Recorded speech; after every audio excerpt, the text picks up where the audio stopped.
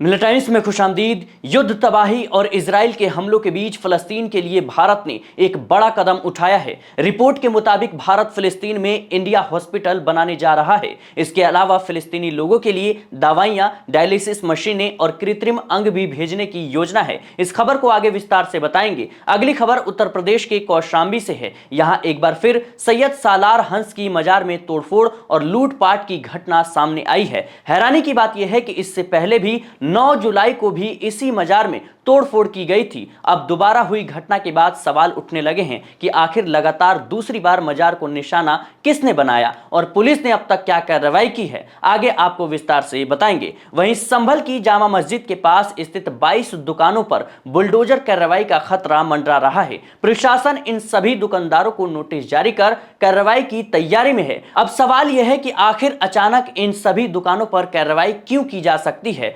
प्रशासन ने क्या निर्देश दिए हैं, आगे आपको विस्तार से बताएंगे। उधर उत्तर प्रदेश के ही शाहजहांपुर में उमेश गुप्ता की संदिग्ध मौत के मामले में 6 पुलिसकर्मियों के खिलाफ हत्या की धारा में एफआईआर दर्ज की गई है। मृतक की पत्नी ने गंभीर आरोप लगाते हुए कहा कि पुलिस ने वारंट की आड़ में देर रात उनके घर पर दबिश दी और उनके पति को छत से नीचे फेंक दिया, जिससे उनकी मौत हो गई। इस मामले पर पुलिस ने भी अपनी तरफ से सफाई दी है। पुलिस ने क्या कहा, आगे आपको विस्तार से बताएंगे। वहीं कांग्रेस के कार्यक्रमों में वंदे मातरम यानी राष्ट्रीय गीत के सिर्फ पहले 2 छंद गाने के फैसले को लेकर नया विवाद खड़ा हो गया है। इस मुद्दे पर केंद्रीय गृह मंत्री अमित शाह का भी बड़ा बयान सामने आया है। अब आइए सभी खबरों को विस्तार से जानने की और समझने की कोशिश करते हैं। पहली खबर फिलिस्तीन के लिए है। बता दें दर्शकों कि फिलिस्तीन के लिए भारत ने बड़ा कदम उठाया है। रिपोर्ट के मुताबिक युद्ध तबाही और इजराइल के हमलों के बीच भारत फिलिस्तीन के वेस्ट बैंक में 200 बेड वाला एक सुपर स्पेशलिस्ट अस्पताल बनाने की योजना बना रहा है।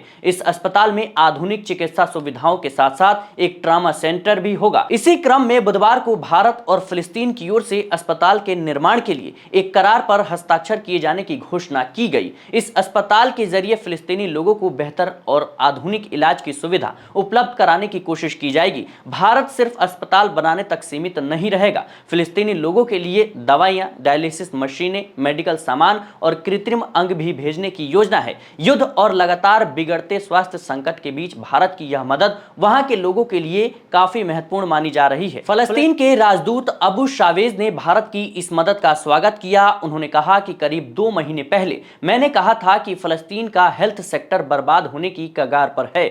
मैंने विदेश मंत्री से संपर्क किया और उनसे इस मुद्दे पर बातचीत की थी। उन्होंने कुछ करने का वादा किया था। मेरी जानकारी के अनुसार यहां से दवाइयां और मेडिकल सप्लाई बहुत जल्द फिलिस्तीन तक पहुंच जाएंगी। बता दें कि इससे पहले नई दिल्ली स्थित फिलिस्तीनी दूतावास में आयोजित प्रेस कॉन्फ्रेंस में भी राजदूत ने भारत की ओर से मिल रही मेडिकल सहायता की जानकारी दी। इसके अलावा उन्होंने फिलिस्तीनी लोगों के अस्तित्व और उनके मौलिक अधिकारों की रक्षा की मांग भी उठाई। उन्होंने अंतर्राष्ट्रीय समुदाय से फिलिस्तीन के लोगों के अधिकारों और उनके भविष्य को लेकर तत्काल कदम उठाने की अपील की। अबू शावेज ने कहा कि फिलिस्तीनी जमीन कोई चुनावी पुरस्कार नहीं है। फिलिस्तीनी लोगों की जिंदगी चुनावी मुद्रा नहीं है और फिलिस्तीनी के अधिकार इजराइल के चुनाव में गिने जाने वाले मतपत्र नहीं है। उन्होंने अंतर्राष्ट्रीय समुदाय से अपील करते हुए कहा कि फिलिस्तीनी लोगों के अधिकारों और उनके भविष्य को लेकर अब और देरी नहीं होनी चाहिए। अगली खबर उत्तर प्रदेश के कौशाम्बी जिले से है। यहां एक बार फिर मजार में तोड़फोड़ का मामला सामने आया है। रिपोर्ट के मुताबिक कोखराज थाना क्षेत्र के शहजादपुर गांव स्थित सैयद सालार हंस की मजार में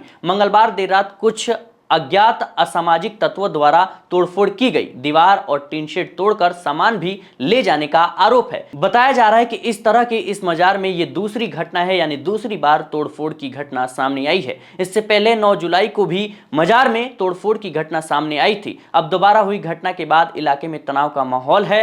बता दें कि घटना की जानकारी मिलते ही पुलिस मौके पर पहुंची और जांच शुरू कर दी। फिलहाल तोड़फोड़ करने वालों की पहचान सामने नहीं आई है। मजार में तोड़फोड़ और सामान ले जाने की घटना को लेकर स्थानीय स्तर पर सवाल उठ रहे हैं।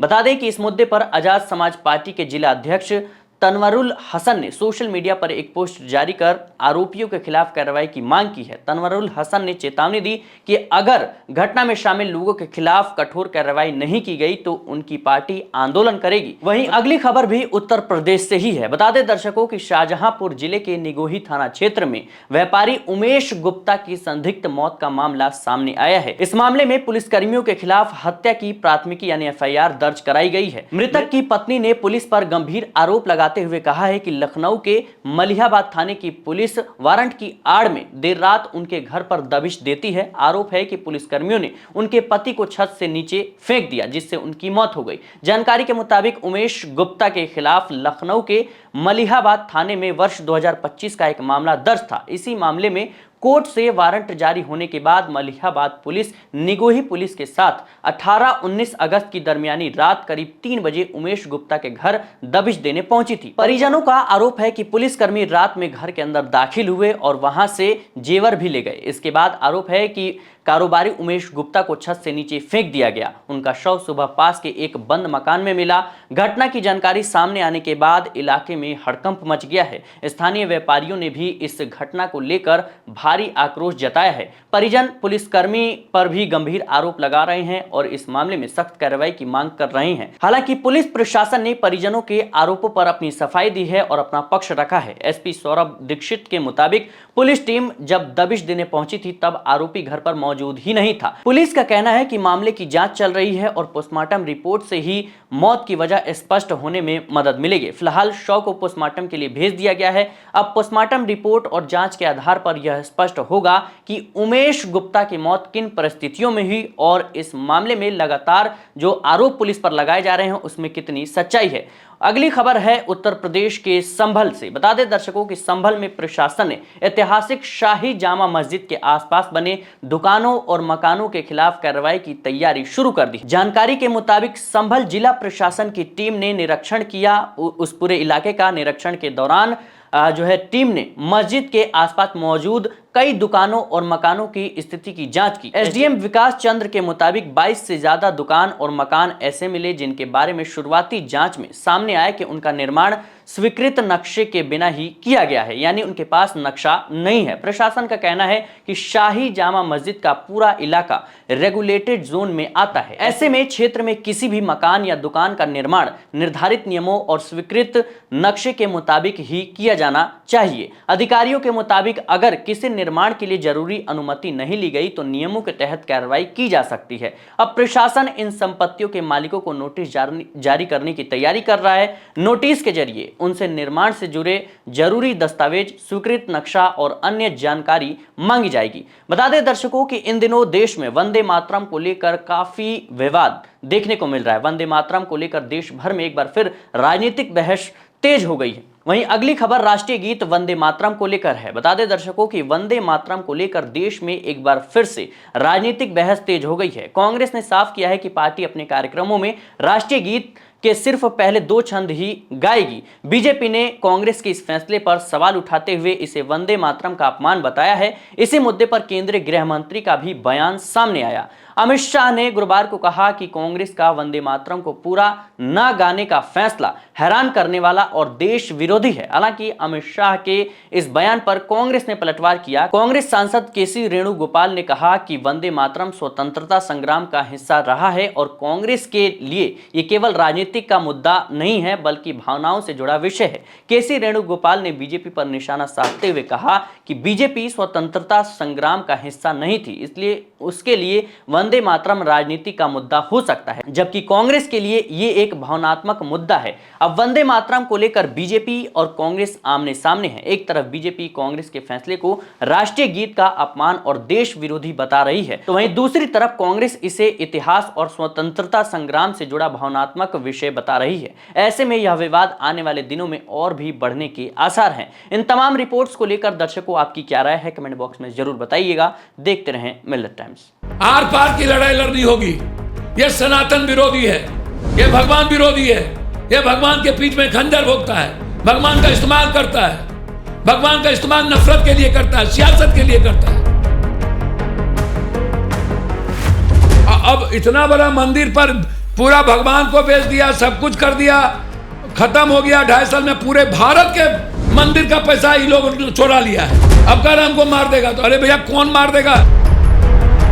थोड़ा आपकी जो पर्सनालिटी है ना, वो इतिहास वाली पर्सनालिटी, इसलिए हम लोग बहुत इंटरेस्टेड हैं आपके बारे में जानने में। बताइए ना क्या जानना चाहते हैं। सीमांचल में एक नई पार्टी आई है, 2 बार उसको जीत मिली, AIMIM, ओवैसी साहब की पार्टी। आप उसके खिलाफ रहते हैं? हम किसी के खिलाफ नहीं।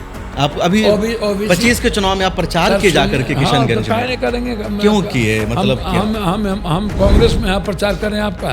अब कांग्रेस में है, हम कांग्रेस के एसोसिएट हैं तो प्रचार किसका करें? कांग्रेस ने तो टिकट नहीं दिया आपको 24 के इलेक्शन में। वो यहाँ आके कहते हैं मुसलमान के लिए ऐसा नहीं हुआ वैसा नहीं हुआ। तो आप हैदराबाद में क्यों नहीं कर लेते? आप कितने पैसे लेते हो अपने कॉलेज में? आप कितने पैसे लेते हो अपने हॉस्पिटल में? आप हैदराबाद में क्यों नहीं कर लेते हो? तन भी सुंदर, तन भी सुंदर, तो सुंदरता की मूरत। एक यात्रा हुई बिहार में, वीडियो वायरल हुई, आपको नीचे उतार दिया गया। फिर ये सब चीज छोड़ दीजिए, क्या बोलते रहते हैं आप लोग? प्रशांत किशोर के बारे में कहा जा रहा है, एक नैरेटिव भी चला था कि बिहार का फ्यूचर वही है लालू और नीतीश के बाद। रावण यजीत कौन से ज्यादा अहंकार है उसको? आप उसके बारे में बड़ा गुस्सा में है। किसके बारे में? प्रशांत किशोर पक्ष में भी कौन मजबूती से लड़ रहा है? राहुल गांधी, सिर्फ राहुल गांधी, अखिलेश यादव, सिर्फ राहुल गांधी, तेजस्वी यादव, सिर्फ तेजस्वी यादव ही सब किसका नाम लेते रहते हैं? दोनों बेटे काबिल कौन है उसमें? कोई नहीं। शहाबुद्दीन को ये हज करने में सबसे ज्यादा तो तेजस्वी यादव की भूमिका है। तो शहाबुद्दीन को जेल भिजवाने में, इतना केस लगवाने में और मरवाने में भी ये तो बड़ी आरजेडी का हाथ है।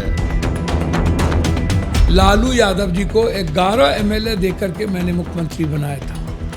यदि वो 11 इंडिपेंडेंट एमएलए नहीं होते तो लालू यादव इस जन्म में नहीं 7 जन्म में सीएम नहीं होते।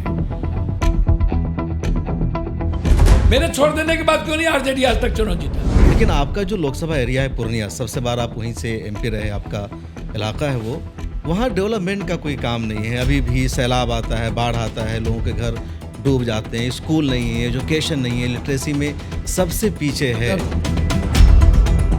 स्कूल आपने कोई नहीं बनाया, कोई कॉलेज वहाँ पे नहीं बनवाया। नहीं पता है तो मैं क्या करूँ? नहीं, आप बताएं तो आगे पता चले। आपकी बहुत तैयारी नहीं है, बड़ी दिक्कत है आपके साथ। पूरी दुनिया में सबसे ज्यादा विदेश में गया वो, अवार्ड के लिए बाप बाप करता रहता है। अवार्ड दे दो, अवार्ड दे। अरे अवार्ड तो बिकता है। ये जो रूबिका जी हैं, अंजना है, एक जो और है चित्रा जी हैं, इन लोगों को पैदा ही हुआ लगता है गाली गलौज करने के लिए। नरेंद्र मोदी जी को पढ़े से क्या मतलब है? यदि स्क्रिप्ट चलना बंद हो जाए तो Narendra Modi hello hello hello भाइयों, हेलो हेलो हेलो जी।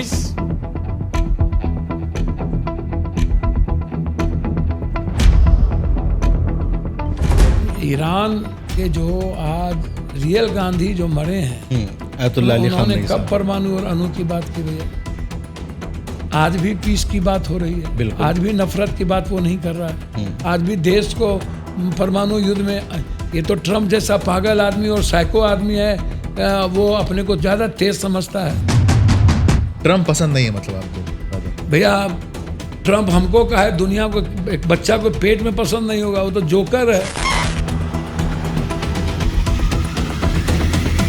मिल्लत पॉडकास्ट के एक नए एपिसोड में आपका वेलकम है। मैं हूं आपका होस्ट शम्स तबरेज़ कासमी और मेरे साथ आज को होस्ट हैं सुहेल अख्तर। 2 एंकर के साथ हम पॉडकास्ट का नया सिलसिला शुरू कर रहे हैं और उसका पहला एपिसोड है। और हमारे आज के मेहमान हैं जनाब पप्पू यादव। सियासत की दुनिया में जाना पहचाना नाम है, तारुफ कराने की ज़रूरत नहीं है। बहुत सारे लोग इनको गरीबों के मसीहा मानते हैं, बहुत सारे लोग इनको बाहुबली भी कहते हैं और लंबा पॉलिटिकल कैरियर है। इनकी सबसे जो नुमाया पहचान है, इनके बारे में मैं पहले से जानता हूँ, पढ़ता आया हूँ, देखता आया हूँ, लेकिन जब मैंने रिसर्च किया इस पॉडकास्ट के लिए तो मुझे लगा कि इनकी अपनी पहचान है। खा ये अपनी पार्टी बनाए या किसी और की पार्टी में आए, इनको कामयाबी नहीं मिलती जब तक ये आज़ाद उम्मीदवार के तौर पर मैदान में नहीं उतरते हैं।